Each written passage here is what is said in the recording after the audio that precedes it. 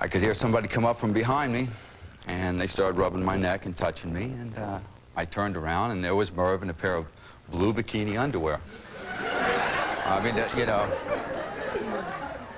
So he proceeded to push me down on the couch, and he got on top of me. I was about 139 pounds. He was about 230 pounds. And he unsnapped my pants and started pulling my pants down and ran his hand up the back of my shirt, started grabbing me by the back of the neck, and he scratched me and got my pants down about here and started fondling me. And the story seems embellished since the Inquirer, there's nothing about fondling or your pants being taken halfway down in the article that I saw.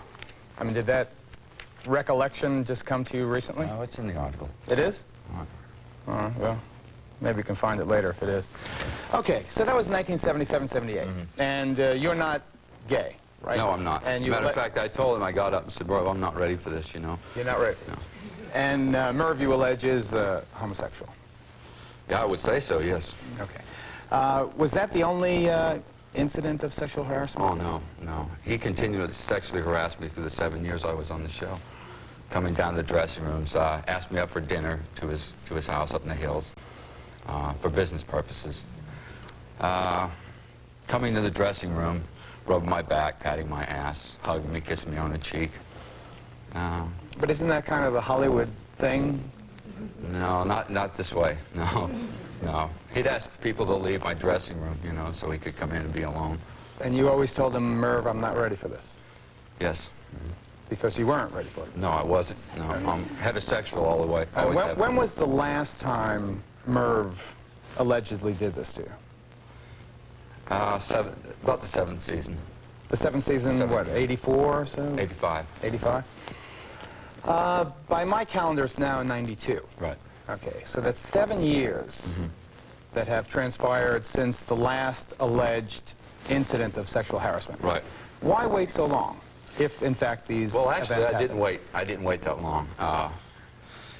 You know, when you're dealing with a powerful man like that, you just try to walk away from it and go on with your life. Because I was devastated. I mean, this is going on. He promised me that it would be my show. He promised me percentages. He made all kinds of offers, you know, because the show was originally mine. It was my idea. I brought the idea to him, developed it, and then he took it and ran with it. And I signed a contract with a manager that he got me. So he literally held my career hostage for 7 years. And But you got a good salary, right? no, not that good. How no. good? Well, some people make $15,000 to $30,000 a show. I was making $3,000. $3,000 a week? No, a show. A show. But didn't you tape all those shows in 1 month for the whole year? Kind of like, yes, yeah. We taped 3 on Saturday and 3 on Sunday. It took us maybe 3, 4, sometimes 5 months with all the editing and the voiceovers and dubs and things like that. Yes. Right, so it's not a bad job. $18,000 in a weekend's not bad. No, that's not bad. That's not great, though. Why did you wait so long? I mean, why? If it really happened, Denny. Oh, you have to understand why we're skeptical. I right? understand. I understand that. But, you know, I never wanted to come forth with this. I mean, like I said, I worked. I did my 7 years. Why did you come forward? I came forward because when I tried... Let me just ask you this. Okay. You said you were devastated. Right. Were you devastated by Merv in the blue bikini underwear, or, hold it, or were you devastated by the fact that after leaving Dance Fever, you couldn't get a job? Well, both. I mean, I was devastated from the sexual harassment, from the promises that were made, from seeing my idea that I gave to him being used and made, they were making millions of dollars out of it, you know, and I was just like a hired hand. And that was my show. I mean... Let me ask you this. Isn't it possible that you are using this real or fictitious incident in Caesar's Palace to get back at Merv because you made a bad business deal? No. No, I can't see. What bad business deal? Well, you just said you got screwed out of a show that you invented. That was my show, though, Dance Fever. Oh, let's say that you're right about that, but that's a business argument. You could have sued him for breach of contract. Why sexual harassment? Well, because I went to do my own thing after that, and I couldn't get a job. See, not only did that, he blacklisted me, told everybody I was a horror story, that I was hard to work with. So he made it so he killed my career. He just killed me. Stop right there. Okay. For us to believe you, you have to tell us the whole story about Deney Terrio. Right. Let's start with this. Isn't it a fact that you had a terrible problem with cocaine in those years? No. No. I was a social user, like everybody used drugs at that time, and I was a social user. No, I didn't have I've never been busted, never been to a rehab center. Isn't it a fact that in the last season of the 26 odd shows, you only danced in 6 of them because you were physically troubled? I was physically troubled because I was in a car accident. I was in a car accident on the way to rehearsal. Somebody hit me, herniated a disc. There was even Merv's surgeon sent the paper down that I was not to dance. So I missed the shows. I even made a disclaimer that, you know, I had hurt my back on the show. Well, I heard that in 1989, in a deposition that you filed in a lawsuit connected with that auto accident, Right. you say under oath, you swear that the Right. reason you weren't on Dance Fever anymore was because of the auto accident. No, I didn't say that. I just said the accident had a lot to do with me losing. I'll read you the quote later, but Okay. the way I read it, you said the accident was the reason you weren't on Dance Fever. Well, that's what they told me on Dance Fever. They said because I didn't miss the shows, because I didn't dance, because I was in the car accident. My manager told me that, George Durgam. Okay, let me ask you this. Do you have any proof that you and Merv were intimate at any moment? Do you have any letters that he wrote to you, any photos, any witnesses?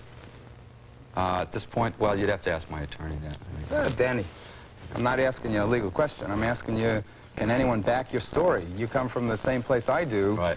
and you know that Well, that's a data talks and bull walks, and right now I want some data. But that's a rough thing to do. I mean, nobody's going to go out and harass or molest a person in public. I mean, you know, I mean. Yeah, but you got anyone, any You don't get pal, victimized. anybody, a bartender, Oh, yes. a fellow Yes, dancer? I have people that I told back at that time. Of course, sure. And have you sought them out? Have you tried to get sure. depositions Oh, from of course, them? yes. Do you have any depositions? Yes, I do. You have affidavits Yes. from these people? Yes. You swear to me you have affidavits Yes, from these I do. witnesses? Yes. Let me see them. I don't have them with me. I mean, I didn't bring them. Who on. has them? My attorney has them. He has them right now? He might. Well, I hope so. We'll see. Denny, Yes. you heard what I'm saying. Wasn't there an incident also, didn't you bring a lead pipe to the studio one year? Oh, no. It wasn't a lead pipe. What was it? It was a karate stick. And why'd you bring the karate stick? I brought it the next day because I came back to get my stuff out of the studio. Because you were My at the chain. production, right? No, the production wasn't even on. It was the next day. There was nobody there but the security people. I mean, you were hard to work with, weren't you, in fact? No, I wasn't hard to work with, no. Ask any of my crew. I used to buy them cases of beer to break down the set. No, I wasn't hard to work with. What do you think, here? First of all, what'd they pay you for the article? The Inquirer, they always pay. These are my friends at the Inquirer, what'd they pay you? Yeah, they paid me What'd you some get? money. How much you get? Not much. How much? A couple thousand. Got out of here, 2,000. They pay 2,000 to the bartender over here's a gossip. What are you talking about? No, they pay me. How much? Money. What'd they pay? Not much. How much? How much? Now you're going to say I sexually harassed you now? Take a break. We'll be back with Deney Terrio. Sensational sex scandals, the set, the lies, the lawsuits, Merv, Denny, the Willits of Lauderdale, all at the focus of this edition of Geraldo. Sensational sex scandals. Deney Terrio, Merv Griffin, the Willits, we've got it all today. We're joined by Richard Manzo, he's Denny's attorney, and sitting alongside him, Tom Gallagher, a longtime attorney and friend of Merv Griffin. Your question for Denny. Danny, I don't understand why when the first incident happened with Merv Griffin, why didn't you just say to him, look, Merv, I'm not gay, I'm not interested, don't bug me anymore. You're talking about repeated incidents, and I understood that gay men usually, if they're told that the person isn't gay, they leave them alone. They also can get mad and retaliate, too, and you could lose your job, you know. I was just trying to hold on to my lifestyle and my job. Why did you wait so long to bring this allegation? And what did you do after Dance Fever? Well, I've been doing shows in Boston and New York. I do personal appearances and different things like that. The lady actually had the question I was about to ask you.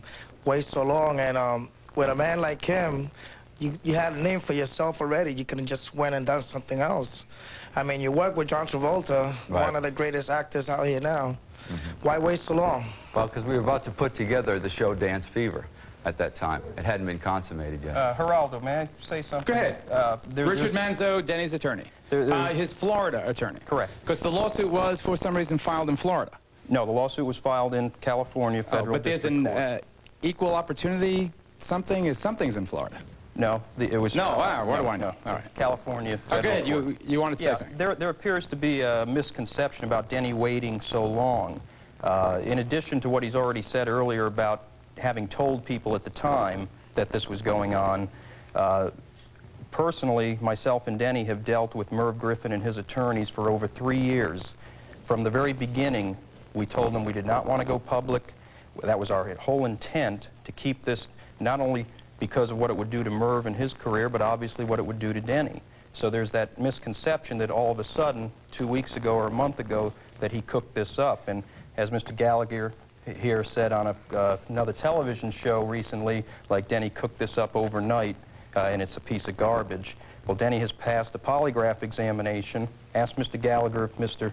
Griffin has done so, or if he's willing to. Who administered the polygraph, and do you have the results? Sure, I have the results. You have the results right now? I do. May I see them? Yeah, you want to see them?